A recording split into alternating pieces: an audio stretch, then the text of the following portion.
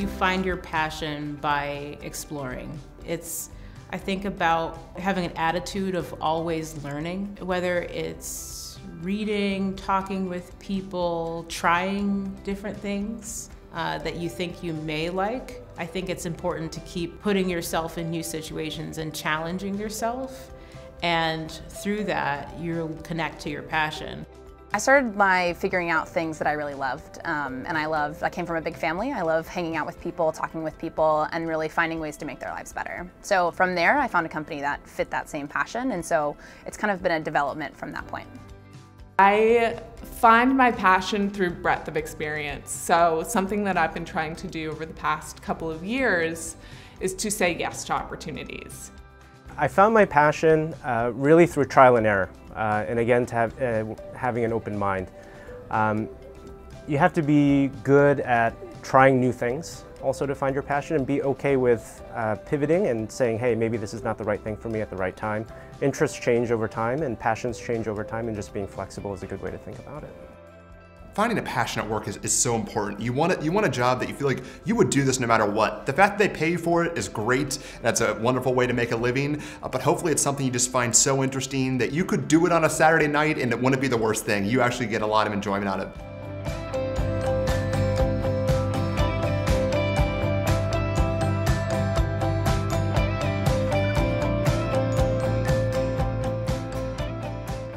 I would probably start by telling my 20-year-old self that I think at the time I thought getting a job immediately out of school and just finding something was like end of the world. Like if I didn't, like my life was over. Never downplay the accomplishments that you have year by year. You know, your first year they might feel small, and then the next year they might feel a little bit bigger, but I think it's such a growth time that every job you have, every class or group that you're involved in plays a meaningful role in your development. Don't be afraid of failure. Things don't have to always be perfect. The biggest opportunity for you to learn comes from a lot of times your failures. And so, if something doesn't go the way you thought it would go, take a moment and reflect on why it didn't work, and take that lesson with you and continue to move on forward. Be clear on what you want, go for it. I think sometimes we spend so much time just being flexible and not necessarily clear. No one expects you to be perfect, which is sometimes hard to grasp in this world as a woman, but everyone is out there to help you. No one expects you to know anything from the onset. So I wish I could go back and tell myself to be more comfortable asking a lot of questions. Keep having fun and try not to think too hard or worry too much about the future.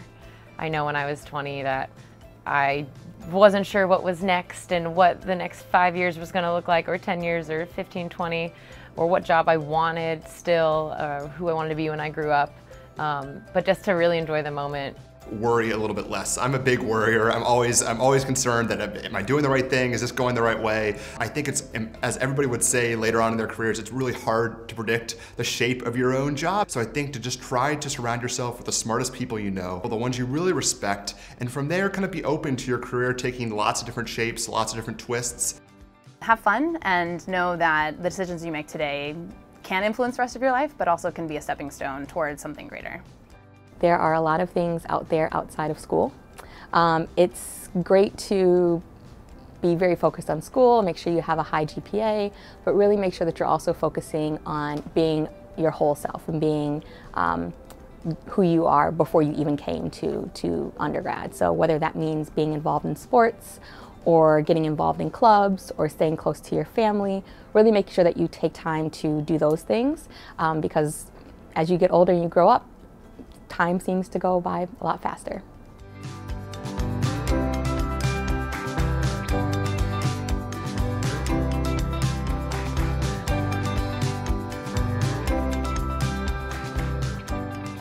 Starting a career, right, it's not linear. And I think you're going to have various different experiences, especially this day and age, where you're going to go to one company and pick up a number of skills and see what you like. And even from working at a smaller company or a startup to a large corporation, I think that you need to figure those things out for yourself, either through internships or shadowing people, through your own experiences, and then you kind of shape it and craft it. And I think one day you'll wake up in this job that you truly love. The advice I would give is to be open. I was pretty lasered in on what I thought I wanted to do.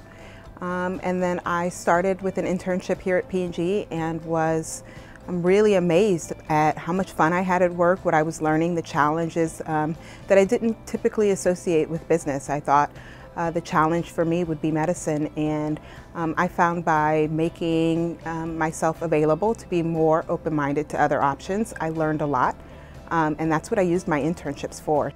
Really understanding what you want and why do you want it.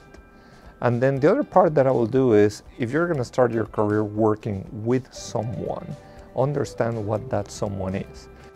So there's nothing wrong with, looking locally around your university or looking within your own network on LinkedIn to try to gain on-the-ground experience, even while you're going to school, even on a part-time basis, to allow that to be a stepping stone for you. It will give you a competitive advantage when you're interviewing to be able to tell people, I've already done part of this job. I already have this real skill set and I earned it myself. Be really open, really start looking at all the different areas and interests that you may have personally. Talk to a ton of people and ask a ton of questions.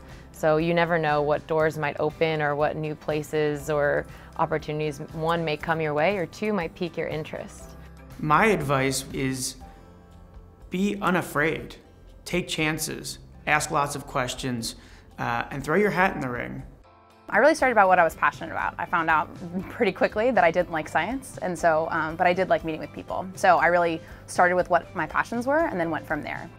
My advice is try a lot of things, but really pay attention to what's calling you, because you will feel it, and then you can be that throughout your career and seek opportunities that allow you to fulfill on that. Take a second to get to know yourself a little bit. Think about what sort of things make you the happiest and where you get the most out of what you're doing. It's one of those things where your career is it's a big part of your life and you're going to spend a lot of time doing it, so you want to make sure you're doing something you enjoy.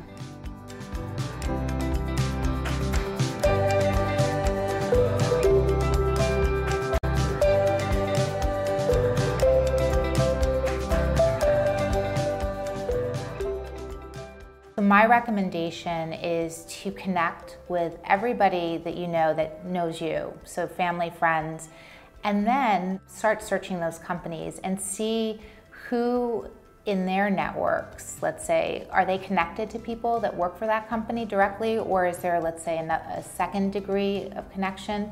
So you can really tap into your network. As a recent graduate, LinkedIn was really helpful for me to build relationships and connect with other people, to find out more information about them and different job opportunities. And it was just a really great tool to broaden my knowledge base and to dig deeper and get more details about jobs and people and different opportunities that were available to me. LinkedIn now allows everyone to transcend not only where they live geographically, but also that first degree of connective, professional tissue. The amount of people that you can reach to see opportunities or to network, or even to demonstrate expertise before you've graduated from university is very powerful.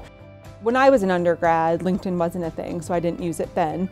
But when I went back to business school, I very much used it. So we had companies that came on campus, but I also wanted to explore other opportunities outside of that. So leveraging my LinkedIn network, looking for common connections I had. So let's say I wanted a job at a company that didn't recruit on campus and I didn't have any direct connections within my LinkedIn network. I was able to reach out to that person who did have a second degree person and have them make that introduction. So then I could do an informational interview to just understand more about the company and the job in which they were. I think when people hear of the word networking, it oftentimes feels really gross. You imagine yourself at one of these career fairs, it just seems awful. I think what I've learned is networking really isn't like that. It's just a matter of kind of learning people that you respect in your industry, getting to know people that you find interesting, and that you develop relationships with, just as you would in other parts of your life. Something that's really cool in this day and age is that you can build a network online. And so making sure that the exposure you get is meaningful, I think, is really key. So having fewer connections that are really deep oftentimes can lead to an even more fruitful experience.